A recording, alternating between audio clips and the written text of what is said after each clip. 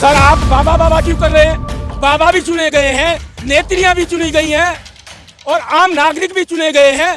199 विधानसभा सदस्य चुने गए हैं और 199 विधानसभा सदस्य से एक व्यक्ति चुनने में 199 विधानसभा सदस्यों को इतनी दिक्कत आ रही है, तो आप कह सकते हैं कि चुनावी प्रक्रिया में कहीं ना कहीं तो लोचा है। 199 विधानसभा सदस्य चुने जाने के बाद भी आज राजस्थान की सीएम की कुर्सी खाली रहेंगे। मोदी है तो मुमकिन है। देखिए, मोदी जी भी इस देश की निर्वाचन आयोग से चुने हुए लोकसभा सदस्य हैं और लोकसभा सदस्यों ने उन्हें पीएम चुना है। राजस्थान की विधानसभा सदस्य मिलकर राजस्थान का सीएम चुनने का अधिकार रखते हैं, लेकिन क्वेश्चन मार्क लगा हुआ है। ईवीएम पे ठेकड़ा फोड़ती है, ईवीएम में घोटाला हुआ, ईवीएम बैन होना चाहिए, तो क्या बैन होगा? देखिए, विपक्ष का हमें पता नहीं है, लेकिन आम जनता जरूर जानती है और कह रही है कि हमारे देश के अंदर निर्वाचन प्रक्रिया में कहीं ना कहीं तो कुछ ना कुछ गलतियां हैं, जिसके कारण हमारे देश के जनप्रतिनिधि अधिनियम 1951 में बहुत से संशोधन हुए, लेकिन फिर भी कुछ भी चीजें नहीं बदली। अब की बार जिस तरह से कहा था फिर से मोदी सरकार, तो क्या 400 पार का डाटा पार कर जाएंगे? देखिए, ये मीडिया की एक कहावत है, हम लोग लोकतंत्र पे विश्वास रखते हैं। इस वजह से जितनी भी चीजें चल रही है, जो अनहोनी कुछ चीजें, उनको हम बर्दाश्त कर रहे हैं और अपने उत्तरदायित्व को निभाने में परिपक्व हो जाएं चुने हुए लोग। तो इस देश का राहुल गांधी परिपक्व नहीं है, पप्पू है, मान गए आप? हमने तो नहीं कहा, आप ही तो बोले। हम तो पूरी राजनीति को परिपक्व होने के लिए बोल रहे हैं। पूरी राजनीति ऐसी है जिस वजह से ही तो आज मर्डर हो रहे हैं, दिन दहाड़े जेलों से गैंग चल रही है और वो जेलों में बंद है तो मर्डर कर रहे हैं। सेंटर की भी तो गलती मान लो ना। आप एक आदमी की बात है, क्या जबरदस्ती है इसमें? जबरदस्ती कर रहे हो ना? ये आप लोगों ने इस देश की जनता को, मीडिया ने और राजनीति ने बहुत ज्यादा भ्रमित कर दिया है। सरकार थी ना। अरे आप कांग्रेस क्यों करते हो? क्या केंद्र की सरकार या राज्य सरकार सारी मिलकर काम करके इस देश की जनता के लिए कुछ करेगी या नहीं करेगी? या भ्रष्टाचार करने में लगे रहेंगे, इस देश को बेचने में लगे रहेंगे, कंपनियों को इस देश की अलग अलग तरीके से विभाजित करते रहेंगे, यही करने में लगे रहेंगे? इस जनता के प्रति इनका क्या उत्तरदायित्व है, इसके बारे में बताओ। अरे आप कांग्रेस बीजेपी मत कीजिए। कांग्रेस बीजेपी करने की वजह से देश भ्रमित हो चुका है और देश के अंदर रोजगार, सुरक्षा, मेडिकल, हर चीज के लिए देश त्राही कर रहा है।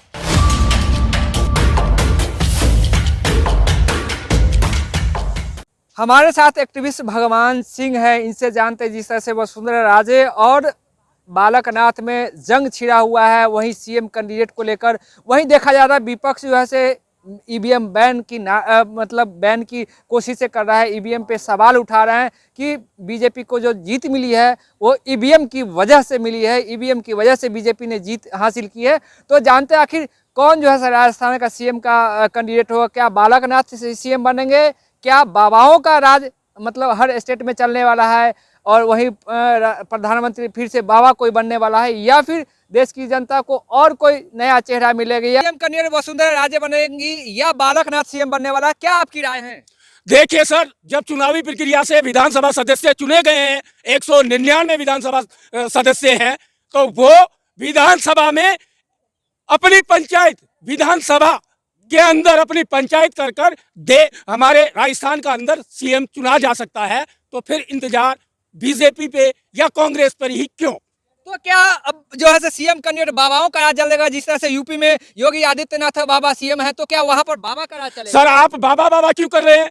बाबा भी चुने गए हैं, नेत्रियां भी चुनी गई हैं और आम नागरिक भी चुने गए हैं। 199 विधानसभा सदस्य चुने गए हैं और 199 विधानसभा सदस्य से एक व्यक्ति चुनने में 199 विधानसभा सदस्यों को इतनी दिक्कत आ रही है, तो आप कह सकते हैं कि चुनावी प्रक्रिया में कहीं ना कहीं तो लोचा है। क्या लोचा है? क्या आपको कैसा शक संदेह लग रहा है? अरे 199 विधानसभा सदस्य चुने जाने के बाद भी आज राजस्थान की सीएम की कुर्सी खाली और राजस्थान के अंदर अच्छी संस्थाओं के करनी सेना के अध्यक्ष का मर्डर हो जाना, उस पे भी सारे राजनीतिक दलों ने या शासन प्रशासन ने या पुलिस ने मौन धारण कर लेना और इस दुर्घटना का अंजाम देने तक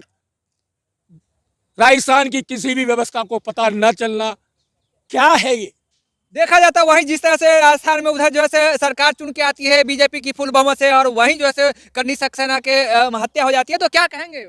देखिए, इसमें कहीं ना कहीं करनी सेना एक सेना के नाम से पंजीकृत संस्थान होने के बाद भी, इतने ज्यादा लोग उसके सदस्य और इतना ज्यादा पॉपुलर होने के बाद भी, इतना बड़ा संगठन होने के बाद भी अपने अध्यक्ष को एक अपराधी गैंग से नहीं बचा पाना, ये एक बहुत दुर्भाग्यपूर्ण हालात कहेंगे इस देश के। तो क्या वसुंधरा राजे सीएम बनेंगी? कौन बनेगा सीएम राजस्थान का? राजस्थान के 199 विधानसभा सदस्यों की सूझबूझ की बात आ रही है और आप भारतीय जनता पार्टी को आगे कर रहे हैं। भारतीय जनता पार्टी तो बीजेपी की वजह से जीत होती है ना, कहीं भी तो बीजेपी आगे, मोदी जी आगे रहते हैं सबसे आगे। ये सर आपने और चुनाव आयोग का एक भ्रमित चीजों को उपज बना रखी है आपने, नहीं तो 199 विधानसभा सदस्य अपना राज्य का सीएम का चुनाव करने का उत्तरदायित्व रखते हैं और चुन सकते हैं। बीजेपी में मोदी से बड़ा कोई चेहरा नहीं है, तो बीजेपी में मोदी तो आगे रहेंगे, मोदी है तो मुमकिन है।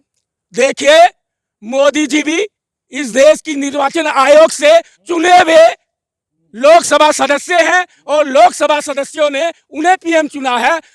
राजस्थान की विधानसभा सदस्य मिलकर राजस्थान का सीएम चुनने का अधिकार रखते हैं, लेकिन क्वेश्चन मार्क लगा हुआ है जिससे 199 विधानसभा सदस्यों कि कांग्रेस बखुलाई हुई है, हार बर्दाश्त नहीं करती, हार एक्सेप्ट करना चाहिए कांग्रेस। अरे वो चुनावी बातें छोड़ दीजिए, कांग्रेस बीजेपी जब चुनाव होता तब होते रहते हैं। अभी 199 चुने हुए राजस्थान के विधानसभा सदस्य, वो किसी भी राजनीतिक दल से रहे हो, वो पंचायत से अपना प्रदेश का सीएम चुनने का मादा रखते हैं। रवि किशन तो कहते हैं कि राहुल गांधी को ना ये हिमालय पे जाके अध्ययन करना चाहिए, चिंतन करना चाहिए, मंथन करना चाहिए।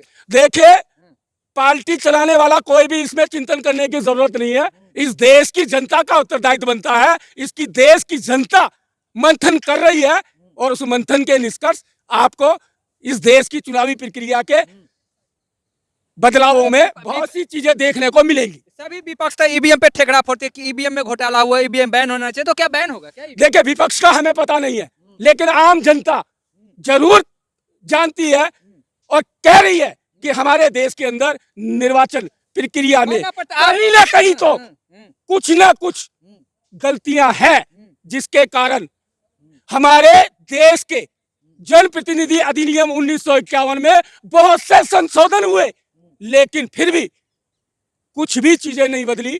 अरे इलेक्शन कमीशन कह तो रहे कि मतलब कोई ऐसा है जो हैक करके दिखा, तो हैक करके दिखा दीजिए, उनको मान जाएंगे भैया। निर्वाचन आयोग के बने हुए कानूनों को अच्छी तरीके से पढ़ लीजिए। जो ईवीएम के बाद आए या पहले से कानून बने हुए हैं, उन कानूनों के अंदर ही सारी चीजें छुपी हुई है। जहां पर कोई सवाल खड़ा करते हो, उस सवाल में ही उत्तर छुपा हुआ है। ईवीएम के बारे में या निर्वाचन प्रक्रिया के बारे में अगर ऐसी चीजें थी नहीं तो इतने ज्यादा संशोधन क्यों हुए, ये बता दे निर्वाचन आयोग। तो क्या अब की बार जिस तरह से कहता है फिर से मोदी सरकार, तो क्या 400 पार का डाटा पार कर जाएंगे? देखिए, ये मीडिया की कहावत है। हम लोग लोकतंत्र पे विश्वास रखते हैं, इस वजह से जितनी भी चीजें चल रही है, जो अनहोनी कुछ चीजें, उनको हम बर्दाश्त कर रहे हैं और अपने उत्तरदायित्व को निभाने में परिपक्व हो जाएं चुने हुए लोग, तो इस देश का राहुल गांधी परिपक्व नहीं है, पप्पू है, मान गए आप? हमने तो नहीं कहा, आप ही तो बोले परिपक्व नहीं है। हम तो पूरी राजनीति को परिपक्व होने के लिए बोल रहे हैं। पूरी राजनीति ऐसी है जिस वजह से ही तो आज मर्डर हो रहे हैं, दिन दहाड़े जेलों से गैंग चल रही है और वो जेलों में बंद है तो मर्डर कर रहे हैं। वो क्या है? कांग्रेस शासन में भी तो उसको कहा गया था कि मतलब जेल से साजिश और मारने के तक। देखिए, आप कांग्रेस और बीजेपी कर सकते हैं और हमारा सीधा आरोप है। इस देश की राजनीति इस देश के संविधान से, संविधान के उत्तरदायित्व से भटकी हुई है। इस देश की एकता और अखंडता के लिए और इस देश के लोकतंत्र के लिए अच्छा रहेगा वो अपने उत्तरदायित्व को भली भांति से निभाए। तो जिस तरह से कहा गया था कि पंजाब में ही आगाह हो गया था, पता था 6 महीना पहले ही कि इसकी मर्डर हो जाएगी, तो उसने राजस्थान पुलिस को तो आगाह कर दिया था, तो फिर सुरक्षा क्यों नहीं दिया राजस्थान? इसका मतलब, और राजस्थान में चाहे पुलिस प्रशासन हो, कौन उनके ऊपर कंट्रोल करता है? लोकतंत्र से चुने हुए राजनेता। तो इसका मतलब उन्होंने उत्तरदायित्व ठीक से नहीं निभाया, चाहे वो फिर राज्य सरकार का हो चाहे वो केंद्र सरकार का। दोषी तो दोनों है। तो मानते हैं ना कि गलती कांग्रेस की हुई है, चूक हुआ कांग्रेस से। अरे सेंटर की भी तो गलती मान लो ना। आप एक आदमी हर बात में की बात है, क्या जबरदस्ती है इसमें? जबरदस्ती नहीं कर रहे हो ना। ये आप लोगों ने इस देश की जनता को, मीडिया ने और राजनीति ने बहुत ज्यादा भ्रमित कर दिया है, जिसके परिणाम पूरे देश के लिए अच्छे नहीं नजर आएंगे। आज क्या हो रहा है, आज आप क्या कर रहे हैं? बीजेपी, कांग्रेस, ये क्या करने की जरूरत है? जैसे बिश्नोई पहले मतलब जेल से पूरा प्लान कर रहे थे, मतलब ये पंजाब पुलिस को पता था, पंजाब पुलिस ने आगाह कर दिया था राजस्थान को, फिर भी बिश्नोई पे कोई कार्रवाई नहीं किया, क्या कहेंगे? तो वही तो मैं कह रहा हूँ कि ये जो गोगामेडी के साथ हुआ है, सुखदेव सिंह गोगामेडी के साथ, वो एक राजनीतिक षड्यंत्र ही कह सकते हैं। और हमें उस चीज का अभ्यास हो रहा है कि एक राजनीतिक षड्यंत्र था। कांग्रेस की सरकार थी ना उस समय। अरे आप कांग्रेस क्यों करते हो? क्या केंद्र की सरकार या राज्य सरकार सारी मिलकर काम करके इस देश की जनता के लिए कुछ करेगी या नहीं करेंगी? कर तो रहे हैं। या भ्रष्टाचार करने में लगे रहेंगे, इस देश को बेचने में लगे रहेंगे, कंपनियों को इस देश की अलग अलग तरीके से विभाजित करते रहेंगे, यही करने में लगे रहेंगे? इस जनता के प्रति इनका क्या उत्तरदायित्व है, इसके बारे में बताओ आप। बेच कर चांद पे पहुंचा दिए मोदी जी, और क्या चाहिए? विश्व गुरु बन रहा है भारत। भैया पंचवर्षीय योजना का मतलब क्या होता है? पत्रकार महोदय आप ही बता दीजिए पंचवर्षीय योजना का मतलब क्या होता है, जनता को बताए, जनता देख रही है। अरे जनता मैं हूँ, मैं पूछ रहा हूँ, मैं जनता ही हूँ। मैं जवाब सवाल, क्योंकि आप मोदी जी के ज्यादा नजदीक रहते हैं, आप ज्यादा राहुल जी के नजदीक ज्यादा रहते हैं, आप निर्वाचन आयोग के नजदीक ज्यादा रहते हैं, तो आप ज्यादा बेहतर जानते होंगे। कह तो रहे राहुल गांधी को हिमालय पे जाके मंथन करे, अपनी गलतियों को सुधारे। इस चीज के लिए फिर सभी राजनेताओं को जाके हिमालय पे मंथन करके दोबारा आके चुनाव लड़ना चाहिए। अगर देश का बेहतर हो सकता है तो इससे अच्छा कुछ नहीं है। सभी राजनेताओं को एक बार हिमालय पे जाकर मंथन करके आना चाहिए। क्या तो रही है कि कांग्रेस भ्रष्टाचारी की पार्टी है, भ्रष्टाचारी कैसे जीतेंगे जंग? अरे आप कांग्रेस बीजेपी मत कीजिए। कांग्रेस बीजेपी करने की वजह से देश भ्रमित हो चुका है और देश के अंदर रोजगार, सुरक्षा, मेडिकल, हर चीज के लिए देश त्राही। क्या तो 4 लाख करोड़ जनता को दिए मोदी जी। क्या दे दिए? 4 लाख करोड़ जनता को दिए जन कल्याण योजना के तहत, जिसमें 5 किलो अनाज मिल रहा है हर ये भ्रमित और प्रलोभन की राजनीति के ही तो दुष्परिणाम देखने को मिल रहे हैं, जो आज आपके लिए भी रोजगार नहीं है और न किसी और के लिए रोजगार है। लोग हॉस्पिटलों में 5 साल की वेटिंग है, 5 साल की पता कर लेना आंकड़ों से जाके अच्छी तरीके से। एक पेशेंट को अभी बोलना पड़ेगा कि भैया अभी मेरी बीमारी को ज्यादा मत बढ़ाना, अभी मेरे को 5 साल के लिए वेटिंग मिली हुई है हॉस्पिटल से। 80 करोड़ जनता को 5 किलो अनाज दे रहे हैं और खुश होना चाहिए। अरे बात अभी मेडिकल की कर रहे हैं आप। 5 किलो अनाज, 5 किलो अनाज। एक आदमी की डाइट क्या होती है? सुन तो लीजिए। एक स्वस्थ नागरिक की डाइट में कितना आटा लगता है वो बता दीजिए आप। 5 किलो मोदी जी